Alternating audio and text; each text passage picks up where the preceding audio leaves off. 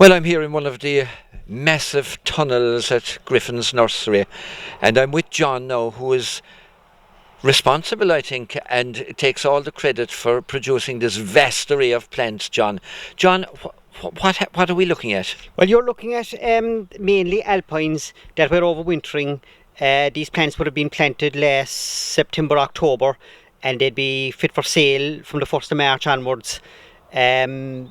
Several different varieties in this house, like Saxifraga, Dianthus, poppies, aubrieties, lavenders, aquilegias. All these plants will be for sale from early March onwards.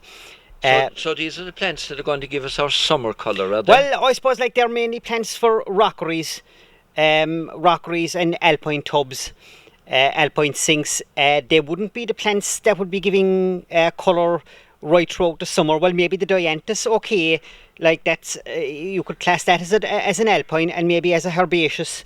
But like they'd be flowering from about March until May. Very good. We'll have a look in a minute. Like to be pansies and bedding plants will be providing our main summer colour. So they're in another tunnel, are There, they? yeah. We're just getting ready now to plant the spring bedding. Okay. It's been a very difficult winter to overwinter these alpines with all the harsh conditions. It's in like we were very busy over Christmas keeping them covered and keeping them heated. Yes. But like thankfully, considering that the record low temperatures and the harsh winter that it was, we have very little losses, or it seems we have very little losses, so we're happy with that. That's very good. And I noticed across there you have herbs as well, haven't you? Yeah, well, herbs, we grow some herbs in the nursery in season, but as you mentioned, herbs, this herb, it's golden thyme, but like we'd be kind of aiming this thyme for the alpine market. Like thymes are a versatile crop. You can use them for culinary purposes, cooking and the like, but they're also very useful plant for use in alpine trucks and alpine trucks and rockeries. Oh, very good. I tell you now, John, we'll move down so to have a look at Okay. the And we can have a look at the shrubs as well on our way down. summer and at the shrubs as well. Yeah, Very good. yeah.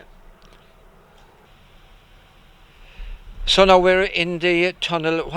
Tell me again. Well, I suppose this house here would be our more sophisticated production unit, as it were. It's 3,000 square meters, and it's used mainly for summer patio and bedding plant production. This house would have very sophisticated environmental control equipment. The temperature is controlled by computer. The heating system would be controlled by computer. The benches are mobile.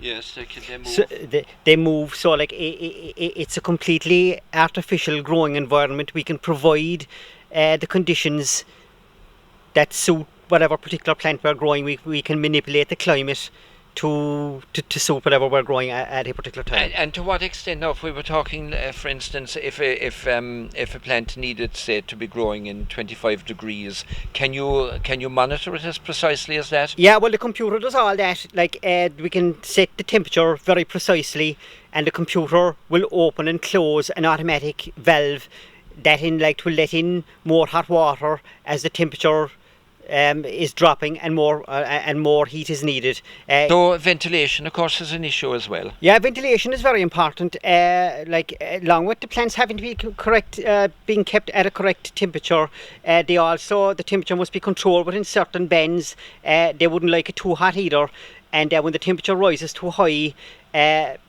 the computer will bring on the automatic fans in stages. There's 3 fans in this house, and depending on how much ventilation is required, the computer will either turn on 1, 2 or 3 fans altogether.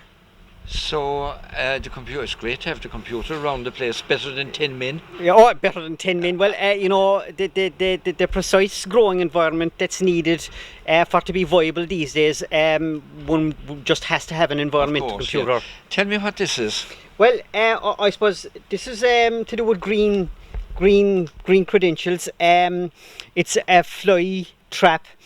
They're replaced every 12 months, and it's a technique used for monitoring the pest population in the nursery. and it also helps to keep pesticide use to a minimum. Like for pests like whitefly and greenfly, they're monitored on a weekly basis, and if you find, say, 1 fly per square inch or 2 flies per square inch, or maybe if there's a fly in every box, you have a big problem. Yes. But like, it's a way of monitoring pest levels. Fantastic. And it also kind of helps to keep pesticide use to a minimum. Very good. Yeah. Absolutely fantastic. So high tech, high spec. High tech, high John, spec. we're going to move on to the shrubbery next, because tunnel next, and then we'll be heading back up to the nursery. Yeah. Fascinating technology down here. Yeah, well, Indeed. Okay. yeah, well, it's